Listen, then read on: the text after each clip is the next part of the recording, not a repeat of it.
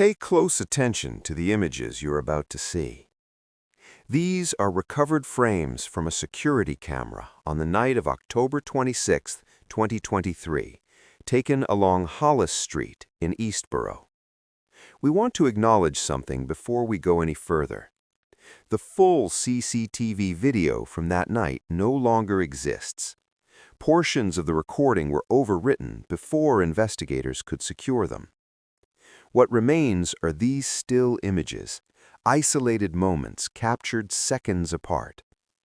In these frames, you see a woman moving quickly through a narrow residential street. The pavement is wet, reflecting the glow of streetlights and passing headlights. Other people are visible in the distance. Cars move through intersections. Life continues, unaware. Her coat is open. Her hair is loose, pulled back by the motion of her body. She isn't screaming, she isn't waving her arms, but she's not walking normally either. There is urgency in her movement, controlled, deliberate, as if she knows she doesn't have much time. Then, in the next frame, you notice something else. Two men appear behind her. Their faces are obscured, their clothing is dark. They are not running, they move at a steady pace, staying just far enough back to avoid attention, just close enough to ensure she doesn't disappear. This is what makes the images unsettling. The street isn't empty. There are witnesses nearby who don't realize they're witnesses. No one reacts, no one intervenes. The danger doesn't announce itself. In the final frame, the woman turns slightly, as if she's realized something has changed, something irreversible. These images capture the last documented moments before Elena Martin disappears. What happens after this is not recorded on camera, but it can be reconstructed. Elena Martin was 32 years old. She lived alone in a modest apartment less than 3 miles from where those frames were captured. To the people who knew her casually, Elena was unremarkable in the safest possible way. She worked regular hours, paid her bills on time, kept her circle small. Friends described her as private, but not withdrawn, careful, intentional, someone who listened more than she spoke. There were no police reports associated with her name, no restraining orders, no history of violent relationships, no public conflicts. Her social media presence was minimal, photos of coffee cups, city sunsets, the occasional caption that revealed nothing. But Elena had a secret, and it wasn't reckless, it wasn't impulsive, it was quiet, hidden, carefully contained. For nearly a year, Elena had been involved in a relationship with a man significantly older than her, a man with money, influence, and a life built long before she ever entered it. His name was Theodore Langford. Theodore was 79 years old, widely respected in private circles, wealthy but discreet, married for over 4 decades, and not alone. Elena met Theodore through professional proximity, nothing dramatic, nothing suspicious at first. Their relationship began as conversation, then companionship, then something neither of them labeled out loud. According to messages recovered later, Elena believed Theodore's marriage was already over in every way that mattered. Separate lives, separate routines, a partnership that existed on paper and nowhere else. She believed she was careful. She believed she was invisible. She was wrong. Elena Because never Theodore described Langford what she was had married with to a Theodore woman as who an did affair. not miss details. In her messages, she called and it Margaret an Langford understanding, did not forgive a private betrayal. arrangement between two people who felt invisible inside their own lives. Theodore Langford was still married, but his marriage had become something static, maintained, not lived. Margaret traveled frequently. They appeared together at formal events when necessary. Their social obligations were fulfilled, but emotionally the relationship had ended years earlier. At least, that was how Theodore explained it. Elena believed him. And there was reason to. Theodore never rushed her, never pressured her. He didn't promise to leave his wife or build a future that didn't exist. What he offered instead was presence, attention, a sense of being seen by someone who had nothing to gain from pretending. For Elena, that mattered. She had spent most of her adult life unnoticed. Work, home, repeat. Theodore changed that. He listened. He remembered details. He asked questions no one else thought to ask. Their meetings were discreet. Never in public places where someone might recognize him. Never in locations tied directly to his home. Always arranged last minute. Always careful. Hotels under different names. Private apartments owned by shell companies. Quiet evenings that left no trace. And for months it worked. Until Margaret Langford noticed the gaps. She noticed Theodore's schedule changing, not dramatically, but subtly. Appointments moved, late evenings justified vaguely, phone calls taken in private. Margaret had lived with Theodore long enough to recognize absence even when it was explained away. She didn't confront him immediately. She observed. She watched. She waited. She collected details. Margaret was not impulsive. She had built her life alongside a man whose fortune depended on timing, leverage, and restraint. She understood patience. It took her less than 3 weeks to confirm what she already suspected. Phone records, unfamiliar numbers, patterns in his behavior that aligned too neatly to be coincidence. She didn't read Elena's messages. She didn't need to. What mattered was not who Elena was, it was what she represented. A fracture, a loss of control, a risk. Margaret never confronted Elena directly. Instead, she confronted the idea of Elena. She confronted the humiliation quietly, the threat methodically, the damage preemptively.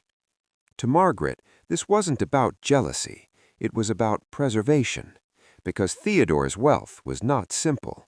It was layered, protected, distributed across trusts, properties, and private agreements that depended on stability. An affair, especially one involving someone younger, unattached, and emotionally connected, introduced variables Margaret could not allow. And Elena, whether she understood it or not, had become one. The moment Margaret confirmed the relationship, she stopped asking questions and started planning outcomes. Elena began to feel the shift before she understood it. Messages from Theodore became shorter. Meetings were postponed.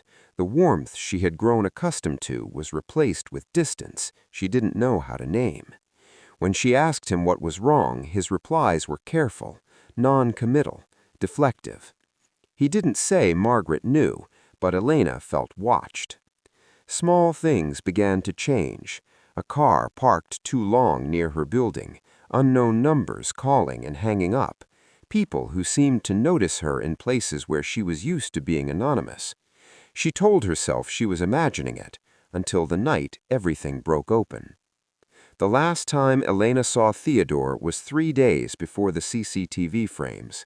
Their meeting was shorter than usual. He seemed distracted, agitated. At one point, he stopped mid-sentence and said something that would later replay in Elena's mind over and over again. "She's not someone you want to misunderstand you." Elena laughed it off. She didn't understand yet that this was not a warning. It was an admission. 2 days later, Elena received a message from a number she didn't recognize. No greeting, no name, just one sentence. "You need to disappear from his life." She didn't respond. An hour later, another message followed. "This is your only chance to do it quietly." That was the moment Elena understood she was no longer dealing with secrecy. She was dealing with force. She packed nothing, told no one. She planned to leave the city for a few days, just long enough to breathe, to think, to decide what to do next. But plans require time, and time she no longer had. On the night of October 26th, Elena realized she was being followed. Not immediately, not dramatically. It happened the way danger often does, slowly, then all at once. A reflection in a storefront window, footsteps that stopped when she stopped, movement that adjusted to hers. She changed direction, so did they. She crossed the street, so did they. By the time she reached Hollis Street, Elena wasn't guessing anymore. She was confirming. That's when she started moving faster. Not running, not yet. She didn't want attention. She wanted distance. What she didn't know was distance no longer mattered, because the decision about her had already been made, and the men behind her weren't there to scare her. They were there to finish something that had already begun. Margaret Langford never reached out to Elena Martin, not once. There were no warning messages sent from her phone, no heated confrontations, no emotional outbursts, because Margaret did not see Elena as a rival. She saw her as a liability. Margaret Langford was 60 years old and had been married to Theodore for 42 years. Their relationship was not built on romance, it was built on alignment, on shared interests, shared reputation, shared control over a carefully structured life.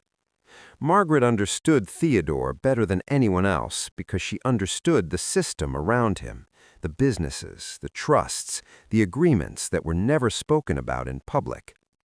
She had helped protect those systems for decades, and now Elena threatened them. Not because Elena wanted anything, but because she existed. Margaret didn't ask Theodore to end the affair. She already knew he would. Men like Theodore always did when pressure arrived from the right direction.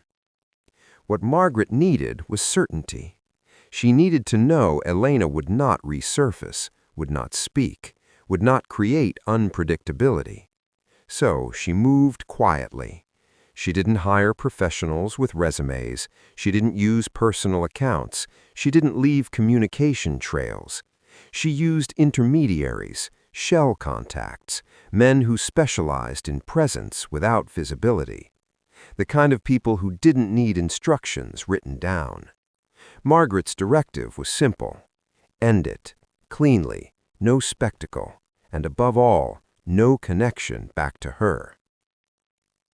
By the time Elena sensed she was in danger, Margaret was already several steps ahead. The men following Elena that night were not improvising. They weren't emotional. They weren't angry. They were executing a plan designed to look accidental, random, untraceable. They knew Elena's routines, her shortcuts, the streets where cameras were sparse and lighting was inconsistent. They knew she would panic but not scream immediately, because fear behaves differently when it comes wrapped in authority, and authority was what they used.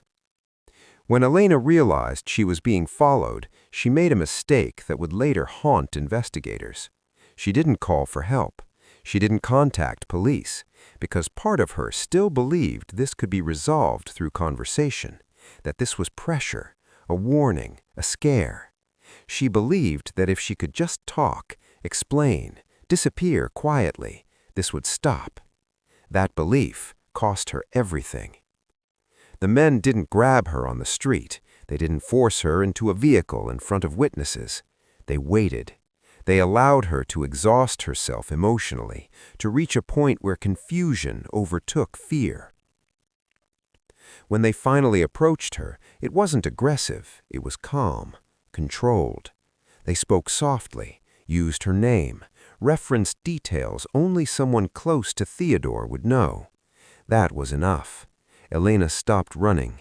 She listened, and once she stopped, there was no escaping what followed. The place they took her wasn't random. It was selected for one reason: absence. No cameras, no overnight staff, no reason for anyone to be there after dark. A service corridor behind a closed commercial strip. Concrete floors, utility lighting, enough space to isolate without drawing attention.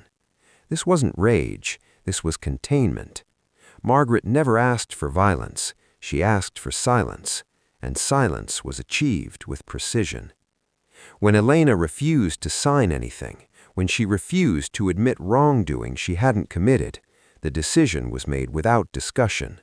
One movement, one impact, enough to end resistance, enough to end noise. By the time Elena collapsed against the wall, the outcome was already determined. Her coat was buttoned afterward. That detail mattered, because it wasn't necessary. It didn't help them. It didn't hide anything. It was distance, a final separation between act and consequence. Margaret Langford never visited the location, never made a call that could be traced, never followed up. She didn't need to. By morning, the problem was solved, and the city moved on. But power has a weakness.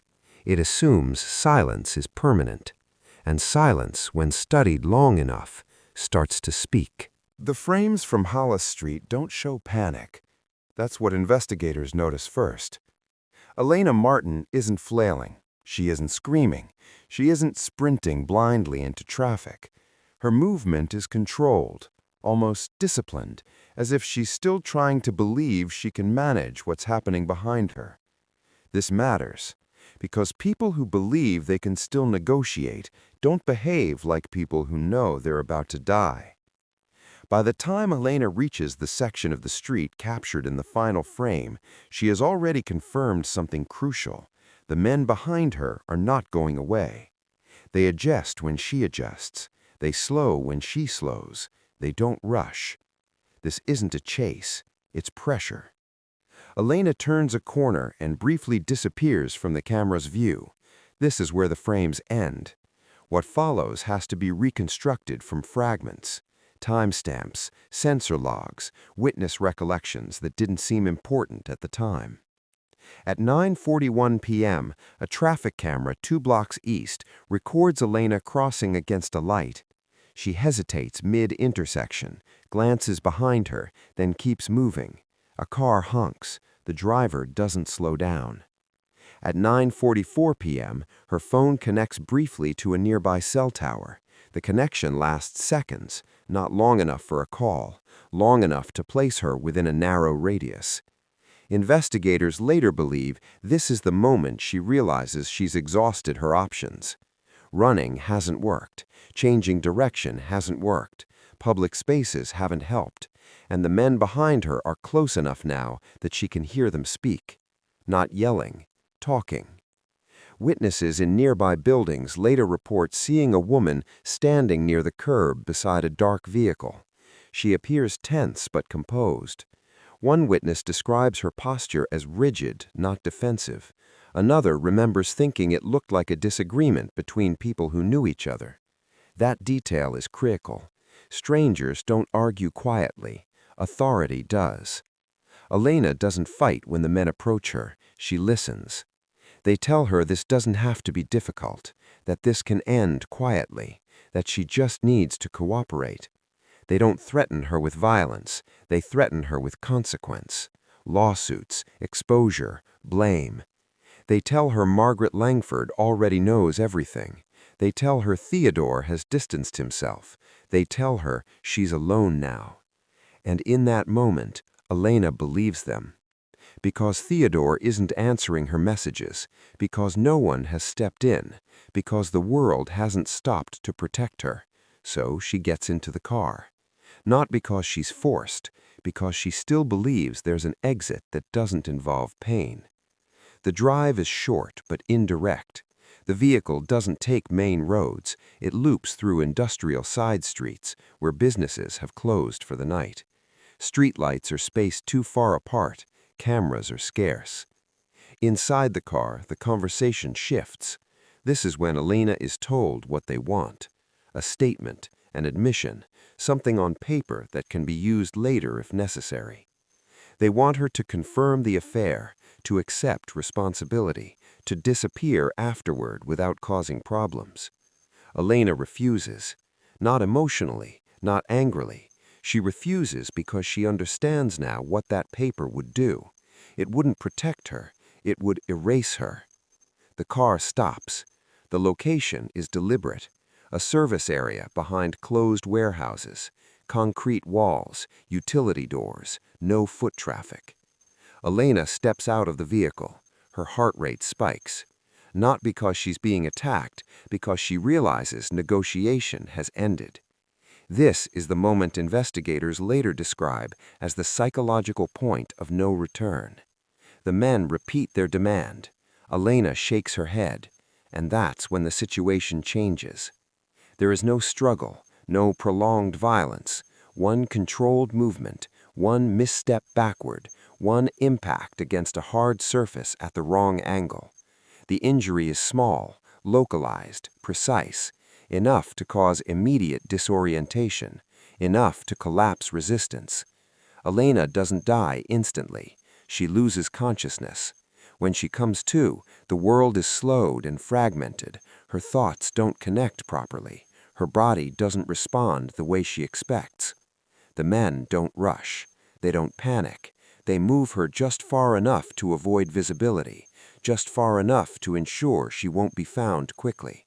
They seat her against the wall. Her coat is buttoned. Again, unnecessary, intentional. At 11:18 p.m., Elena's movements stop. No signs of a struggle, no defensive wounds, no evidence of rage, only the absence of intervention. At 11:22 p.m., her phone is powered off, not dropped, not damaged, turned off. When the men leave, they don't look back. By the time the city wakes up, Elena Martin is already gone. And no one knows yet that the most dangerous part of this story isn't what happened in the dark, it's what happens next. Elena Martin is found the following morning. Not immediately, not urgently. At 6:47 a.m., a sanitation worker notices an unlocked service door behind a closed commercial strip near Hollis Street. It's the kind of thing that happens often enough to be routine. No blood is visible from the outside. No sign of a break-in. No indication that anything inside warrants panic. Police arrive 7 minutes later. The corridor behind the door is narrow, dimly lit, and unfinished. Motion sensors activate in segments as officers move forward, illuminating concrete walls and stacked plastic pallets in short bursts. At the far end, partially obscured, they find her. Elena is seated on the floor with her back against the wall. Her legs are bent awkwardly to one side. Her shoes are still on. Her coat is buttoned. There is no sign of a struggle in the immediate area. No overturned objects, no broken glass, no drag marks. Her handbag is still on her shoulder. Her wallet is inside. Her jewelry is untouched. Her phone is missing. A thin line of dried blood is visible at the base of her hairline, just behind her left ear. The injury itself is small, controlled, easy to overlook in low light. The coroner will later determine the cause of death as blunt force trauma, followed by loss of consciousness and delayed medical response. In simpler terms, she could have survived. If help had been called, if someone had panicked, if fear hadn't been outweighed by calculation. But none of that happened. Within hours, a narrative begins to form. A young woman, at night, alone, found in a service corridor. Speculation fills the silence. Wrong place, wrong time, random encounter. It's the easiest explanation, and for a brief moment, it holds. Because Elena Martin doesn't look like someone targeted. She looks like someone forgotten. But detectives don't build cases on what's convenient. They build them on what doesn't fit. And almost immediately, things don't. There's no reason for Elena to be in that corridor. No reason for her phone to be missing while her wallet remains. No reason for her coat to be buttoned after an assault. No reason for the injury to be so precise. This isn't chaos, it's control. Detectives begin with what should exist and doesn't. They pull traffic cameras, security footage, transit logs. That's when the frames from Hollis Street surface. Not video, images. Fragments saved before the system overwrote the rest. A woman moving quickly. Two men behind her. Not chasing, not hiding, following. This changes everything. Elena is no longer a random victim. She is someone who was being managed. Investigators widen the scope. They reconstruct Elena's final day. She leaves work. She moves through familiar streets. Then she deviates. She changes direction, speeds up, checks reflections. She's reacting to something. Phone records show no calls for help, which tells investigators something else. Whatever Elena believed was happening, she thought it could be handled. That belief points away from strangers and toward familiarity. Then comes the part Margaret Langford didn't account for: digital overlap. License plate readers flag a black sedan moving through restricted zones that same night. The vehicle is registered to a shell company. The shell company traces back to a private trust. The trust is connected to Langford assets. It takes time to uncover: subpoenas, paperwork, analysts who know where to look. But once the connection is made, the case shifts direction permanently. Detectives learn about the affair. They learn about Margaret. They learn about the messages Elena received. And they learn something else. Margaret Langford doesn't panic after Elena's body is found. She doesn't call attorneys in distress. She doesn't demand answers. She moves methodically. Legal consultations, quiet preparations, asset protection. She behaves like someone who expected complications, not tragedy. When detectives finally interview her, Margaret is composed, grieving but controlled, concerned but distant. She expresses shock at the affair, disappointment, embarrassment. She denies involvement, and technically she's careful. She didn't touch Elena, didn't make the call, didn't give the order directly. But power doesn't need fingerprints. It leaves patterns, and patterns don't disappear. As the investigation continues, timelines tighten, movements align, silences speak. The men in the frames remain unidentified, but their purpose becomes unmistakable. This wasn't an attack fueled by emotion. It was a correction, a problem addressed quietly, efficiently, with the expectation that it would fade into background noise. But it doesn't. Because Elena Martin didn't vanish. She left evidence behind. And once the story is told in the right order, it can't be untold. Margaret Langford believed in distance. Distance from action, distance from consequence, distance from blame. For decades, that belief had served her well. She understood something most people never learn. Power doesn't require visibility. It requires insulation, layers between decision and execution, people who don't ask questions, systems that look legitimate until examined closely. And for a time, it worked. The men who followed Elena were never identified by name. No confession was recorded. No weapon was recovered. But crimes like this don't unravel from a single mistake. They unravel from accumulation. Detectives didn't need the men's identities to understand their purpose. They needed movement, correlation, motive. They rebuilt the night piece by piece. They mapped Elena's route against traffic cameras and cell tower connections. They placed the black sedan within minutes of her last confirmed movements. They overlaid that data with the timeline of messages she received in the days leading up to her death. Pressure, ultimatums, silence. The affair was no longer speculation, it was documented.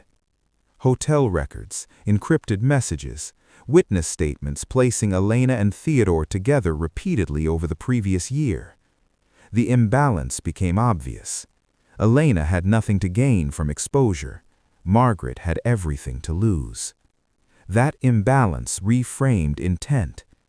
Investigators then focused on behavior after the fact, because innocence behaves differently from expectation. Margaret did not ask where Elena had been found.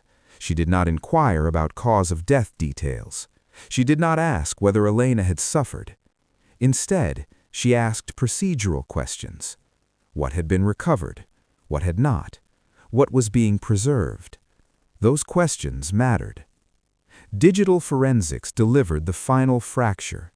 Elena's phone, missing from the scene, was never recovered, but data remnants remained.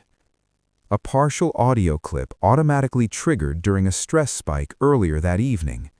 Only seconds long, distorted, but unmistakable. A male voice, controlled, unemotional. You need to understand what happens if you don't cooperate. Margaret Langford never spoke those words, but the voice didn't need to belong to her. It only needed to act on her behalf. Financial analysts followed the shell companies deeper. They found payments that didn't align with any legitimate service, short-term, purposeful, terminated immediately after Elena's death. No names, just outcomes. When detectives presented the compiled timeline to the district attorney, the language changed. This was no longer a suspicious death. It was conspiracy, facilitated harm, obstruction through intermediaries. Margaret Langford was never arrested on the day the evidence surfaced. She was summoned, quietly. She arrived with counsel, left with silence. The case never became a spectacle. No press conferences, no dramatic arrests on courthouse steps. Because cases like this don't seek noise. They seek inevitability. Civil actions followed. Trusts were frozen, assets scrutinized. The power Margaret had relied on began to work against her, slowly, mechanically, without emotion, exactly the way she had operated.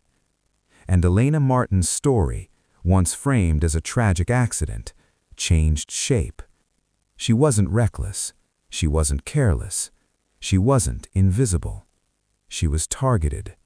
Not for what she did, but for what she represented. A variable, a disruption, a risk that could not be controlled any other way. In the end, no verdict could return Elena's life.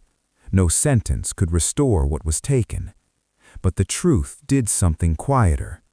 It stripped the illusion of immunity. It showed that silence leaves marks, that control creates patterns, that even the most carefully managed crimes fracture under time. Elena Martin didn't disappear because she made a mistake. She disappeared because someone with power believed they could erase her. They were wrong. Because stories like this don't vanish. They wait. And when they're finally seen clearly, they leave one final reminder. Some people are removed from the world quietly, not because no one was watching, but because no one thought they'd be held accountable. This was the story of Elena Martin. And this is why she was never seen again.